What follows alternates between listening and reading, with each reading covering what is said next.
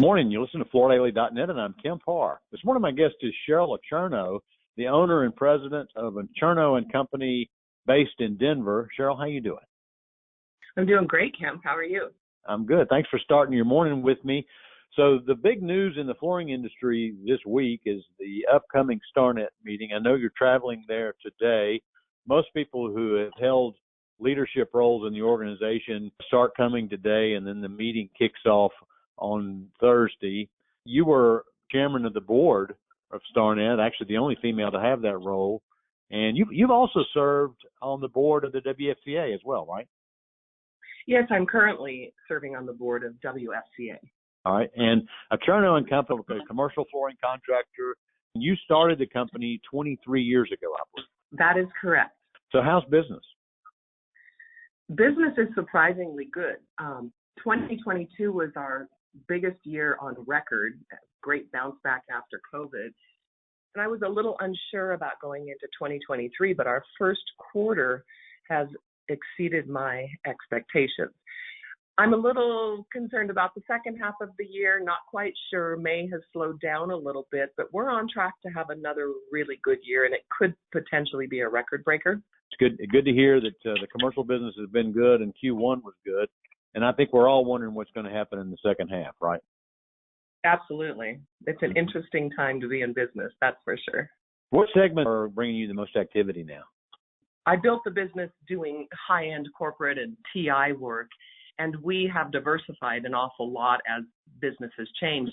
We're doing work in almost all the segments right now. Interestingly enough, we're doing a lot of work in multifamily, which we never touched before.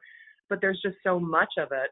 And even our regular TI general contractors, some of them are even getting into multifamily. So they ask us to bid on it, and we win these jobs. I will say that multifamily is a lot harder to manage. It stretches your resources a lot more. So I prefer to stay in the corporate segment, but you go where the business is. Yeah. Last time you and I did an interview, we talked about your activity in the Gaylord Rockies project. That was your biggest project to date in 2019. And so you even do some work in hospitality as well, right? Yeah, actually we do some work in hospitality, and we also consider hospitality to be restaurants in addition to hotels. So we do quite a bit in that segment as well. So I know one of the ways you've set your business up is you like to focus on A&D. As a matter of fact, you have an A&D showroom at your headquarters in Denver. Is that still your focus? It is a focus. It isn't as much as we'd like it to be, mainly because manufacturers reps, there are so many of them on the street. And we're also finding it challenging post-COVID because a lot of designers haven't gone back to work. But we do have a lot of designers who utilize our showroom, particularly the designers who don't have their own library. We do have pretty good representation of all products in our showroom. So Cheryl, like me, you're a business owner, and so there are things that keep you up at night. And we're headed to this Starnet meeting, which is a group of 170 or so people like you who own a business in a similar activity. And I wanted to ask you, how's the best way to work the Starnet meeting so that you're not just showing up at the front desk checking in, that you've already set meetings, try to get inside the heads of maybe some of your peers solving some of the issues you're facing? I think you said it. You don't just show up. You have to have somewhat of an agenda for yourself. I'll use my own company as an example.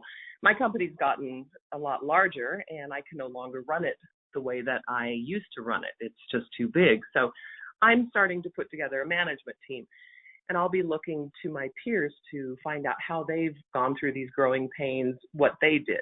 So I try to use the meeting to gain information with like-sized companies or companies that are much bigger than I am, just get a sampling of what other people do.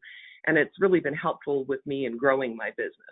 These are the best people in the industry, so it would be a shame not to utilize them. And I find that everybody's willing to share information. So that's kind of what I use the meeting for, in addition to building my relationships with vendors. So here it is Tuesday. You're heading out today. So you've already set some meetings with some folks.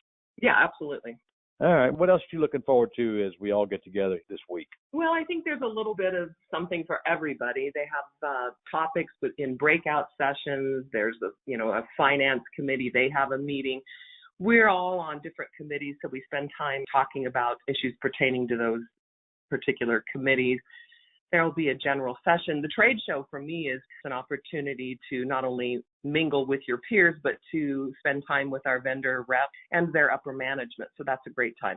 It's a fun meeting, but you can also learn a lot just depending on how you work it. Now, one of the advantages of being a member of Starnet is the rebate check. Since 22 was such a good year, I mean, every member that's going is going to get a little bit of a bonus, right? Yeah, some big fat checks are going out. That's what I hear. So, Cheryl, I know what you plan on doing. You also bring some of your A-team with you to the meeting as well. I think you've got Grant and George that work for you. I've met both of them. What will they be doing at the Starnet meeting? I tend to bring my top 2 or 3 salespeople each year as a reward, and they always enjoy it. And they've formed a lot of their own relationships, which is really great to see. Both of them are members of the Next Generation group. And so they have a group of colleagues that they have a lot of fun with, but they've learned a lot from too. So they'll be working the trade show, attending meetings, and networking among their own group. Who's doing the Next Gen talk this year? Do you know? I think Randy Rubenstein is doing it, and I'm doing a talk for the women's group at Starnet. That's right. Give me an update on what's that called again? It's called the Amazing Women of Starnet. The kickoff meeting was last fall. So this is their first official meeting at the big spring event, and I have been asked to speak at this meeting. What's your topic? My topic is really just my journey in floor covering and how I built my business. All right, Cheryl. Well, looking forward to seeing you at the meeting in Scottsdale. Again, been talking to Cheryl Acierno, the owner and president of Acierno & Company, and you've been listening to Kemp, Harr, and FloorDaily.net.